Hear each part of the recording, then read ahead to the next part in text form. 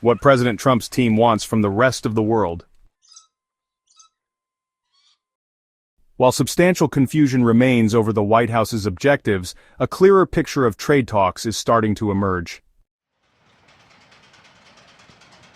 More natural gas purchases from American firms, fewer tariffs on U.S. exports, lower taxes on Silicon Valley tech giants, pledges to stop China from using other nations to ship its products to the United States. These are just some of the demands the Trump administration is expected to make in negotiations with dozens of countries that are trying to avoid steep levies that were briefly put in place last week before being abruptly delayed. While substantial confusion remains about what precisely the White House will want, a clearer picture of what these bilateral deals could look like is beginning to emerge, according to interviews with more than a dozen people involved in or briefed on the talks, some of whom spoke on the condition of anonymity to reflect private deliberations. On Wednesday, President Donald Trump suddenly paused large-scale tariffs that were scheduled to go into effect on more than 70 nations, a move he partially attributed to alarming fluctuations in the bond market. The president said the tariffs would remain suspended for 90 days to give his advisors and their foreign counterparts time to reach individual agreements, a process he said had already begun with Vietnam, Japan, South Korea, and Israel, among other countries. Trump has left in place a 10% tariff on virtually all imports to the United States, while escalating tariffs on China to more than 100% as the pause on other countries remains in effect. White House officials have expressed optimism that deals could be reached in the next few weeks. The biggest problem they have is they don't have enough time in the day, Trump said of his aides on Wednesday. Everybody wants to come and make a deal. But substantial fuzziness remains about exactly what these deals could look like, in part because of uncertainty about the president's objectives. Even some of Trump's advisors privately acknowledge that they lack clarity about the goals, two of the people said. Trump, for instance, has repeatedly emphasized that he wants to close the U.S. trade deficit with other countries. This idea has been panned by both liberal and conservative economists. It makes little sense for the United States to export as much to poor nations as it imports, and even attempting to do so could prove painful. It is possible Trump could settle for deals that narrow these deficits through agreements requiring the United States to sell more to these countries. But that would still leave unclear the contour of negotiations with advanced economies that have trade surpluses with the United States, such as Australia and Britain. And deals in which foreign countries agree to buy some more US-made products would hardly achieve the global balancing of trade Trump is seeking, which has been primarily fueled by the trade practices of a few countries that are heavy exporters. Even more confounding to some foreign and U.S. officials were the comments last week of White House aide Peter Navarro, who panned German carmaker BMW's multi-billion-dollar investment in a South Carolina factory as bad for America. That plant appeared to reflect precisely the kind of American manufacturing Trump has been demanding for years.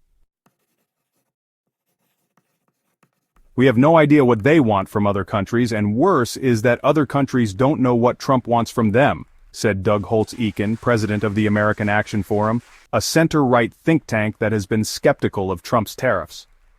I don't know how you do negotiations in those circumstances. In the absence of information, ambassadors, trade representatives, and other top officials have been calling and texting each other to try to share insights. They have talked about the relative merits of being assigned Treasury Secretary Scott Bessent, or Commerce Secretary Howard Lutnick as their interlocutor, and tried to understand what kinds of ideas get the Trump team energized. But it has been slow going. One senior diplomat from a major U.S. trading partner said that in the days following the Rose Garden tariff announcement, the White House didn't respond on what could be offered to reduce the tariffs. Now that the highest tariffs have been paused, Trump officials finally appear ready to conduct a normal negotiation, rather than simply demand concessions without offering anything in return. But it still remains unclear exactly how the White House wants to proceed, the diplomat said. The Indian team has found it very difficult to find clear interlocutors. The Japanese don't know who to speak with on the US side. There's a lot of confusion, said one person aware of the matter, speaking on the condition of anonymity to describe private negotiations. But the basic outline of what the Trump team is seeking has emerged in their initial conversations, officials and experts said. The deals are likely to be specific to the problems identified by U.S. officials in each country. Senior Trump aides such as Navarro and U.S. Trade Representative Jamieson Greer have said they want other countries to lower both tariff and non-tariff barriers, such as intellectual property theft and import quotas. Officials at the White House Council of Economic Advisers and the U.S. Trade Representative have spent weeks studying the policies they believe are fueling large trade deficits with countries like China and potential opportunities to promote U.S. exports. That work could inform the specific asks made by the administration. Chief among the expected demands is for countries such as Vietnam and Mexico to no longer serve as intermediate stops for Chinese firms and products seeking to evade U.S. tariffs, a practice that has alarmed officials in both parties. The United States will be focused on ensuring that goods from Vietnam are actual Vietnamese goods, said Daniel Kishi, a policy advisor at American Compass, a center-right think tank. Kishi said the Trump team is likely to push other countries to match their tariffs on China with the rates the United States applies to China, and synchronize their use of other tools to prevent China from controlling supply chains in critical sectors. My belief has been, the central focus has been China, said Richard Mojica, a trade attorney at Miller & Chevalier, who previously worked for U.S. Customs and Border Protection. Mojica said he expects Mexico to reach a deal with the United States, in part by agreeing to limit imports of products of Chinese origin. That would be entirely consistent with the idea of not only getting more market access of U.S. products into other countries, but also limiting Chinese access into the U.S. But foreign countries may be reluctant to agree to these restrictions. Vietnam depends on China for roughly 40% of its imports, and Chinese President Xi Jinping is set to visit the country this week. Sarah Bianchi, the number 2 trade official during the Biden administration who is now a senior managing director at Evercore ISI, said many of these countries have little incentive to antagonize Beijing, particularly after Trump's unilateral tariff threats wreaked global havoc.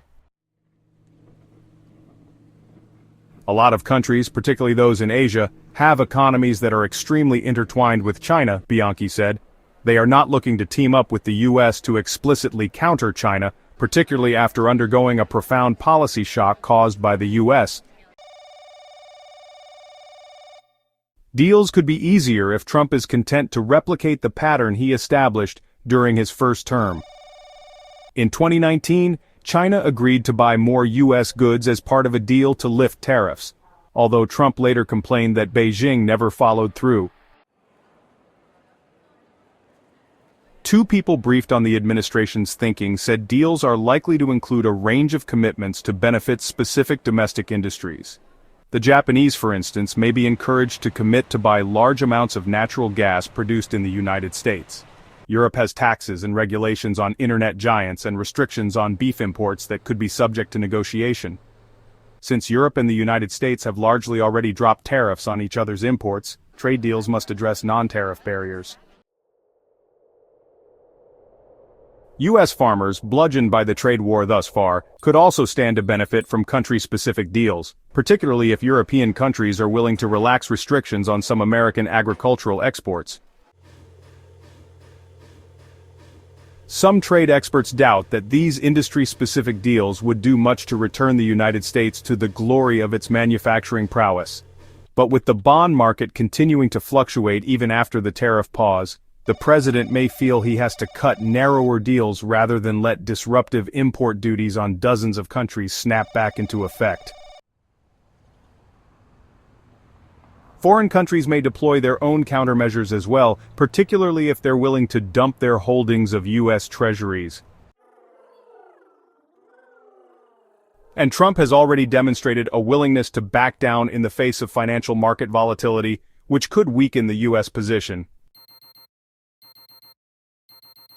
The key question is if they start making performative deals to help some particular company, or if they focus on meaningful commitments to rebalance trade and create space for domestic manufacturing, said Lori Wallach, director of Rethink Trade at the American Economic Liberties Project, a left-leaning think tank.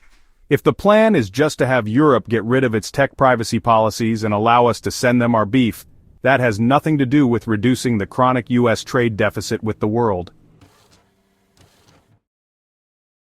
Michael Birnbaum contributed to this report.